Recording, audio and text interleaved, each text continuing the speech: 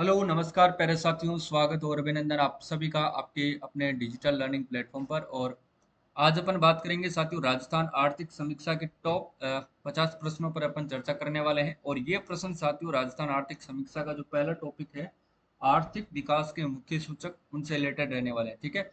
और यहाँ से साथियों, अगर आप एलडीसी का एग्जाम दे रहे हो या फिर सीईटी की तैयारी कर रहे हो या फिर आरएस की आप तैयारी कर रहे हो, फर्स्ट ग्रेड सेकंड ग्रेड की अगर आप तैयारी कर रहे हो जिसमें आर्थिक समीक्षा के प्रश्न पूछे जाते हैं, उसके लिए साथियों ये क्लास रामबाण साबित होने वाली है। और इसी क्लास से मैं दावा करके कह सकता हूं कि 3 से 4 प्रश्न आपको देखने को मिलेंगे इसी क्लास से। ठीक है। तो क्लास पूरी देखना है। जिन्होंने राजस्थान करंट अफेयर्स वाला कोर्स नहीं लिया है वो जरूर लेना है। ठीक है। और जल्द ही मैं आपके लिए साथियों इकोनॉमिक सर्वे वाला अलग से कोर्स आपको प्रोवाइड करवाने वाला हूं, तो ऐप डाउनलोड करके रखें। जैसे ही कोर्स आपको लॉन्च हो आपको जरूर बाई करना है। ठीक है। गारंटी के साथ कह सकता हूँ, इकोनॉमिक सर्वे को लेकर के आपको चिंता करने की जरूरत नहीं है। ठीक है। सारे प्रश्न जो है अपनी ही क्लासों से आएंगे और आपको एक शानदार मैं पीडीएफ बना करके दूंगा, जिसकी आप प्रिंट निकलवा करके जो है रिवीजन कर सकते हैं। सारे प्रश्न और टॉपिक जो है इंपॉर्टेंट और सिलेक्टेड होंगे। ठीक है। तो आज का ये परिचय था। आज से क्लास रेगुलर रहेगी इकोनॉमिक सर्वे की। आज तो ये क्लास आपको 8 बजे मिलने वाली है। और कल से जो क्लास है साथियों, मैं आपके लिए एलडीसी का एग्जाम आने वाला है।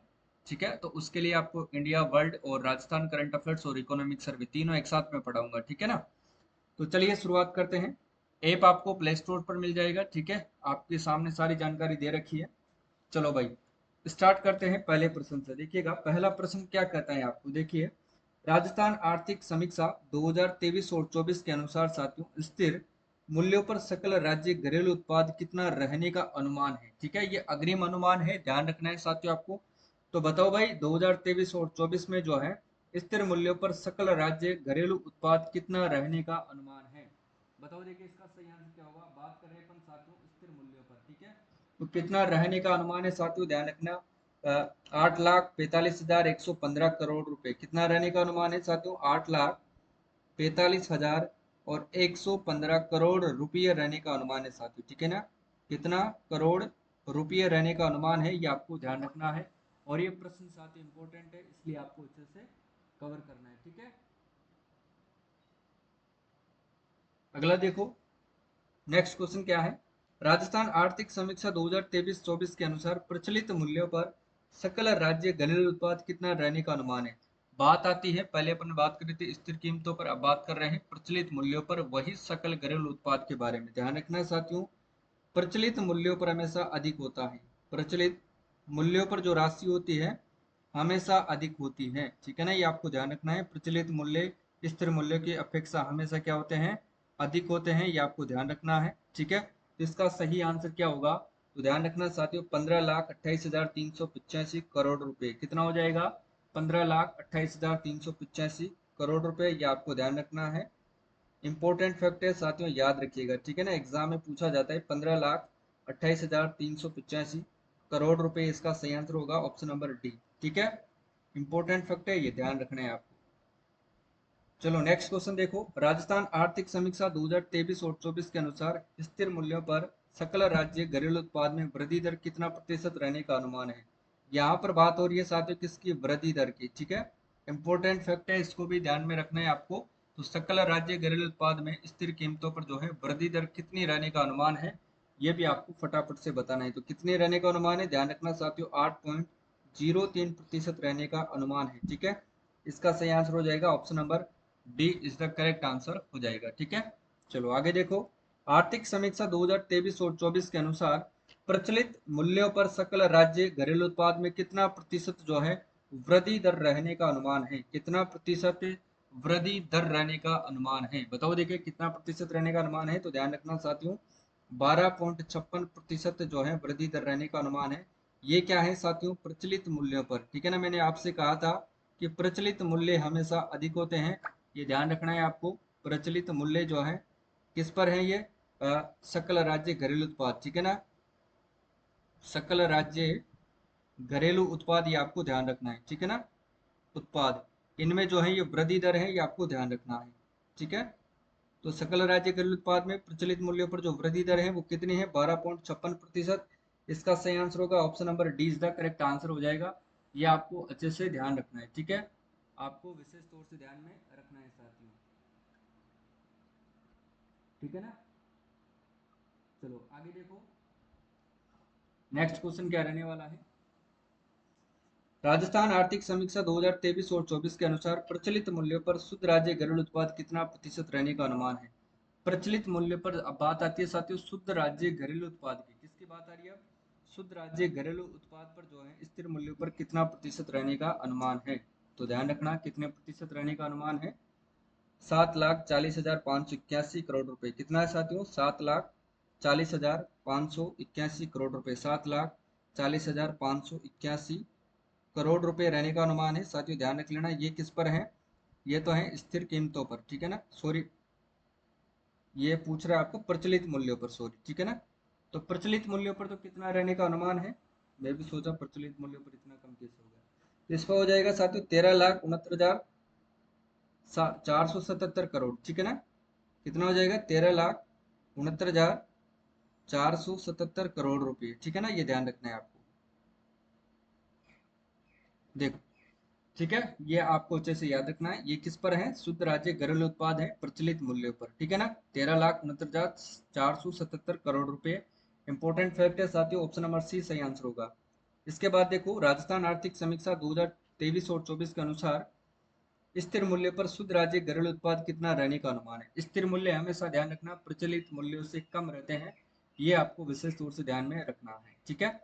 तो इसका सही आंसर क्या होगा? 7,40,581 करोड़ रुपए, ठीक है। ये आपको ध्यान रखना है। ये किस पर है साथियों? शुद्ध राज्य घरेलू उत्पाद है, शुद्ध राज्य घरेलू उत्पाद, ठीक है। ये ध्यान रखना है। और किस पर है? ये स्थिर कीमतों पर। ये ध्यान रखना है आपको, स्थिर कीमतों पर, ठीक है ना। स्थिर कीमतों पर, ये आपको विशेष तौर से ध्यान में रखना है साथियों, ठीक है। इंपॉर्टेंट है साथियों, ध्यान रखना है आपको। अगला क्वेश्चन है, देखिए, इसका सही आंसर लगा लो भाई। ऑप्शन नंबर ए इसका करेक्ट आंसर हो जाएगा, ठीक है। 7,40,581 करोड़ रुपए। आगे देखो, राजस्थान आर्थिक समीक्षा 2023-24 के अनुसार स्थिर मूल्यों पर प्रति व्यक्ति आय कितनी रहने का अनुमान है। बात पूछ रहा है आपसे स्थिर मूल्यों पर, स्थिर मूल्यों पर। तो पर कैपिटा इनकम क्या रहने वाली है? पीसीआई, ध्यान रखना कितनी रहने वाली है। पीसीआई आपको ध्यान रखना है हमेशा कम होती है स्थिर मूल्यों पर, जो है कम होता है। और प्रचलित मूल्य क्या होते हैं साथियों? बिल्कुल अधिक होते हैं, ठीक है। तो इसका जो स्थिर मूल्य पर प्रचलित स्थिर मूल्यों पर जो है पर कैपिटा इनकम कितनी हो जाएगी? 90,831 रुपये। अभी अपन ने पढ़ा था करोड़ रुपए, ठीक है, लेकिन पर कैपिटा इनकम हमेशा ध्यान रखना रुपयों में आती है, ठीक है ना, करोड़ रुपए में नहीं आएगी। देखो, राजस्थान आर्थिक समीक्षा 23-24 के अनुसार प्रचलित मूल्यों पर प्रति व्यक्ति आय कितनी रहने का अनुमान है। प्रचलित मूल्यों पर साथियों प्रति व्यक्ति आय कितनी रहने का अनुमान है। प्रति प्रचलित मूल्यों पर देखो, प्रचलित प्रचलित मूल्यों पर पीसीआई, पर कैपिटा इनकम कितनी है। तो ध्यान रखना साथियों कितने रहने का अनुमान है। बताओ भाई, फटाफट से बताओ, इसका सही आंसर क्या होगा? 1,67,964 रुपये रहने का अनुमान है, ठीक है। ये ध्यान रखना है। प्रचलित मूल्यों पर कैपिटा इनकम कितनी रहेगी? 1,67,964 रुपये, ये आपको ध्यान रखना है। इंपॉर्टेंट फैक्टर साथियों ध्यान रखिएगा, option number C is the correct answer हो जाएगा। और स्थिर मूल्य पर 90,831, ठीक है ना, ये स्थिर मूल्य पर है, ठीक है। ध्यान रखना है आपको। देखो, राजस्थान आर्थिक समीक्षा 2023-24 के अनुसार सकल राज्य मूल्यवर्धन में स्थिर मूल्यों पर क्षेत्रवार योगदान कितना रहने का अनुमान है। बताओ, देखिए सही आंसर क्या होगा इसका। देखते हैं सबसे पहले कौन जो है इसका सही आंसर दे पाता है। बताओ भाई, फटाफट से बताओ। कृषि 26.21, और उद्योग 29.84, सेवाएं 43.95, ठीक है। तो ये ध्यान रखना है साथियों, इसमें क्या रखोगे? सेवाएं सबसे अधिक होती हैं। सेवाएं क्या होती है साथियों? सबसे अधिक होती है। उसके बाद फिर आता है क्या? उद्योग आता है। इस प्रकार से आपको याद रखना है। उसके बाद कृषि आती है, ठीक है। ये ध्यान रखना है। तो इसका सही आंसर हो जाएगा।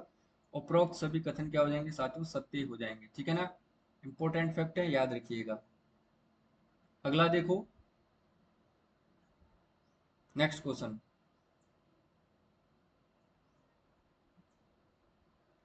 राजस्थान आर्थिक समीक्षा 2023-24 के अनुसार सकल राज्य मूल्यवर्धन में प्रचलित मूल्य पर क्षेत्रवार योगदान कितना रहने का अनुमान है। क्षेत्रवार जो योगदान है साथियों वो कितना रहने का अनुमान है। बताओ देखिए इसका सही आंसर क्या रहने वाला है, फटाफट से बताओ भाई।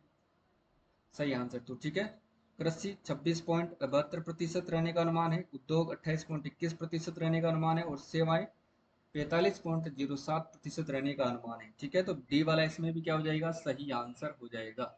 ठीक है ना, ये आप लोगों को अच्छे से याद रखना ही रखना है। अगला देखो,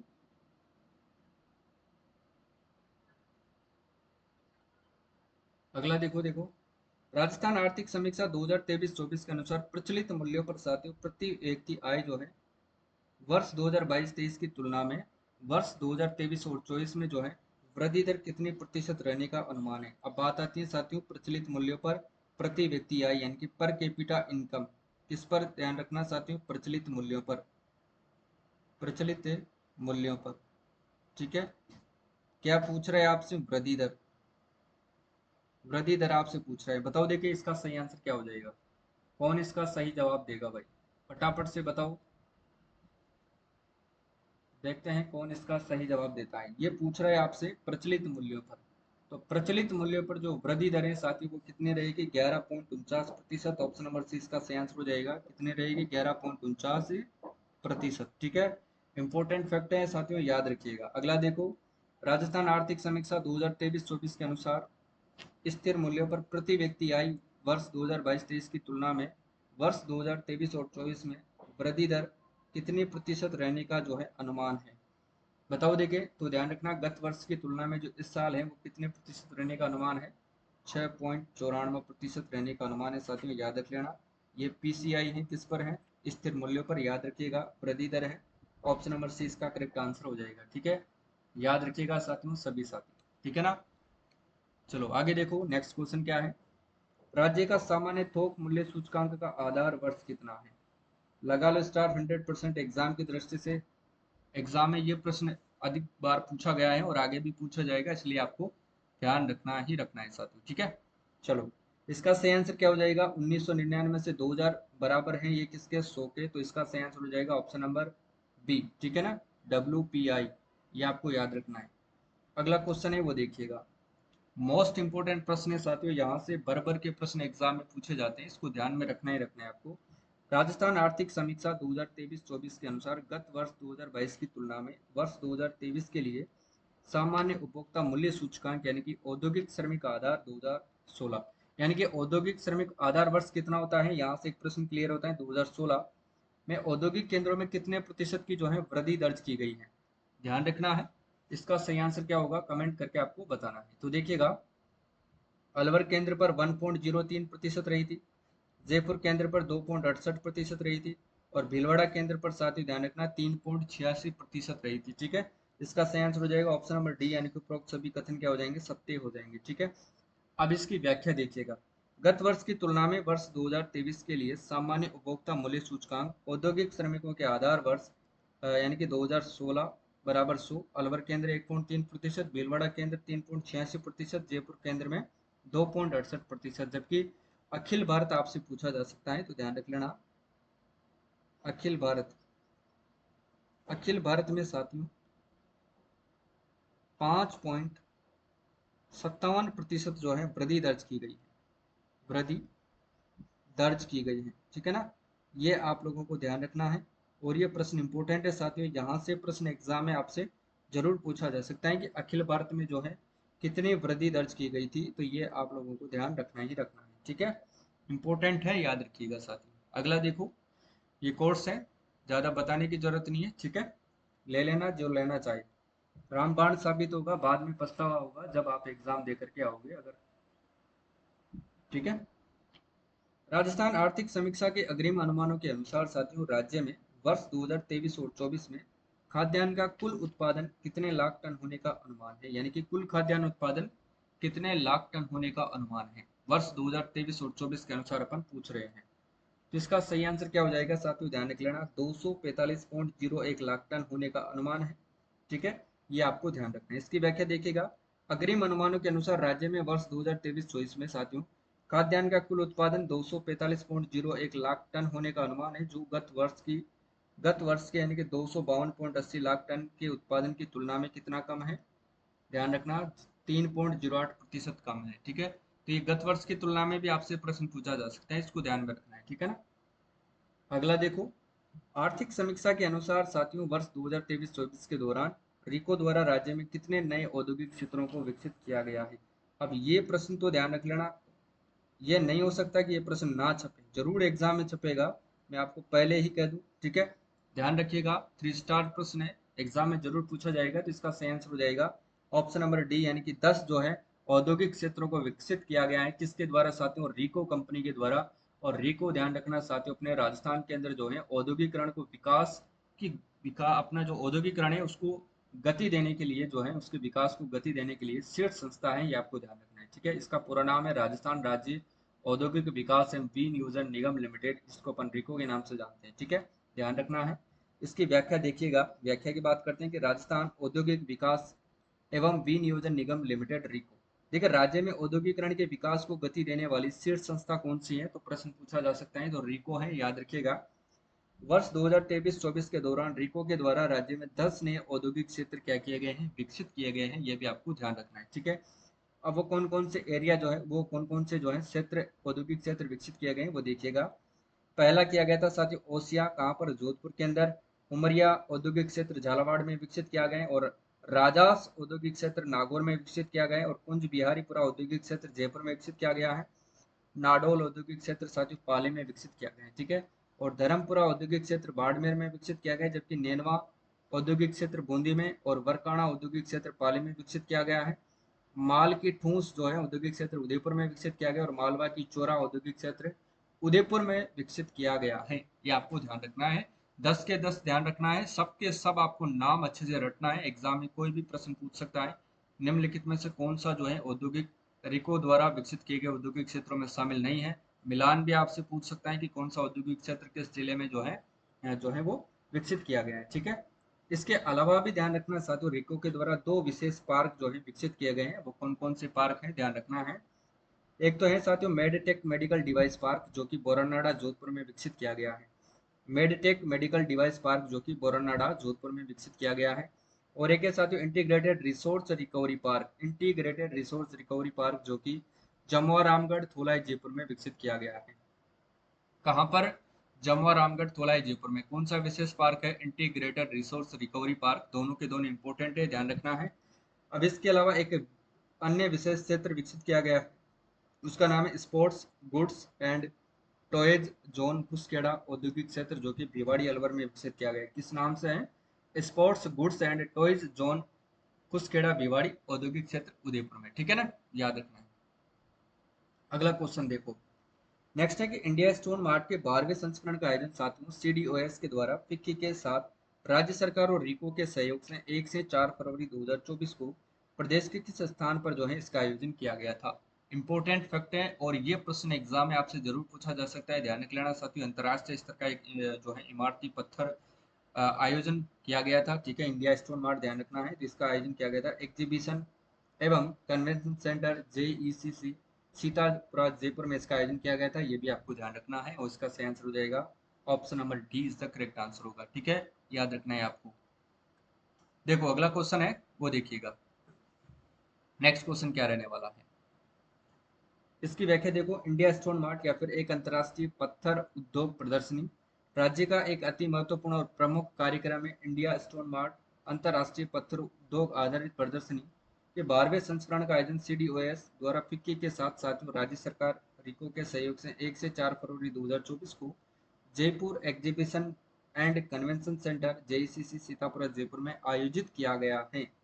ध्यान रखना है, ये इसकी व्याख्या है साथियों। ठीक है, याद रखिएगा। अगला क्वेश्चन है वो देखो, राजस्थान आर्थिक समीक्षा के अनुसार वर्ष 2023 और 24 के दौरान राज्य का कुल निर्यात मूल्य कितना रहा है?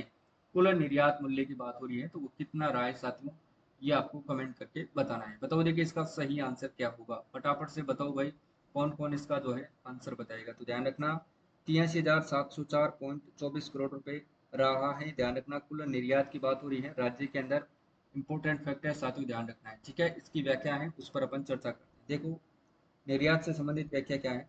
राजस्थान से साथियों निर्यात होने वाली शीर्ष 5 वस्तुओं के अंतर्गत कौन कौन सी वस्तुएं शामिल हैं उन पर चर्चा करते हैं। देखिएगा, पहले आती हैं इंजीनियरिंग वस्तुएं, दूसरी है रत्न आभूषण, तीसरी है धातु और चौथी है कपड़ा और पांचवी है साथियों हस्तशिल्प को इनमें शामिल किया गया है। ठीक है, जिनका साथियों राज्य से होने वाले निर्यात में लगभग 65% जो है, इससे अधिक योगदान इन पांचों वस्तुओं का है, ध्यान रखना है। और वर्ष 2023-24 के दौरान राज्य का कुल निर्यात मूल्य जो है 83,704.24 करोड़ रहा है। ठीक है, तो ये प्रश्न एग्जाम में पूछा जा सकता है, इसलिए ध्यान रखना है। ठीक है ना। अब देखो, इसके बात करते हैं अपन पेट्रोलियम और लिनोलियम की जो है निर्यात कितना प्रतिशत है, 4.79% है। ठीक है ना, ये प्रश्न एग्जाम में पूछे जा सकते हैं परसेंटेज को लेकर के। इसका निर्यात प्रतिशत कितना है, 4.79%। वहीं साथियों अपन आयामी पत्थर की बात करते हैं तो 4.38% है। ठीक है, और कृषि एवं खाद्य उत्पाद की बात करते हैं तो इनका निर्यात कितना होता है, 7.75% होता है। ठीक है, यह ध्यान रखना है। रत्न और आभूषण ध्यान रखना 13.36% है। और रसायन और संबंध की बात करते हैं तो 5.48% है। ठीक है, ध्यान रखिएगा। और वहीं मैं बात करूँ साथियों अभियांत्रिकी वस्तुओं की तो ये ध्यान रखना 19.82% है।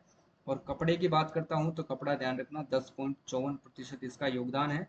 और धातुओं का कितना प्रतिशत योगदान है, 11.78% योगदान है। ठीक है, और हस्तशिल्प वस्तुओं का कितना प्रतिशत योगदान है, तो 9.54% योगदान है। और अन्य की बात करते हैं तो 12.56% इसका योगदान है। ठीक है, तो सारे इफेक्ट आपके अच्छे से कवर हो गए होंगे। नेक्स्ट क्वेश्चन देखो, अगला क्वेश्चन क्या है, ई श्रम पोर्टल के बारे में विचार करना है और सही कूट का चयन करना है। बताओ, देखिए ई श्रम पोर्टल के बारे में आपको विचार करना है और सही कूट का चयन करना है। मित्रों फटाफट से बताओ। तो देखिए, इसकी शुरुआत होती है 26 अगस्त 2021 को। इसको किस उद्देश्य के साथ लॉन्च किया गया था, असंगठित श्रमिकों का एक राष्ट्रीय डेटाबेस बनाना। इसमें प्रवासी श्रमिक निर्माण, श्रमिक गिग और प्लेटफॉर्म श्रमिक, स्ट्रीट वेंडर, घरेलू श्रमिक, कृषि श्रमिक आदि शामिल है। तो इसका सही आंसर हो जाएगा, सभी सही है। ठीक है, इसमें जो है साथियों फर्स्ट सेकंड और थर्ड तीनों ही कथन क्या हो जाएंगे, सत्य हो जाएंगे। ठीक है, चलो भाई आगे देखो। राजस्थान में नवीन एवं नवीकरणीय ऊर्जा मंत्रालय भारत सरकार के आकलन के अनुसार प्रदेश में साथियों कितने गीगावाट क्षमता के सौर ऊर्जा से स्थापित की जा सकती है, यानी कि कितने गीगावाट क्षमता सौर ऊर्जा से स्थापित की जा सकती है। तो ध्यान रखना 142 गीगावाट।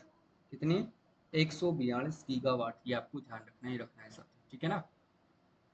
आगे देखो, राजस्थान आर्थिक समीक्षा 2023-24 के अनुसार राज्य में मार्च 2024 तक कुल कितने मेगावाट यानी कि ग्राउंड माउंटेन क्षमता के सौर ऊर्जा संयंत्रों को स्थापित कर दिया गया है।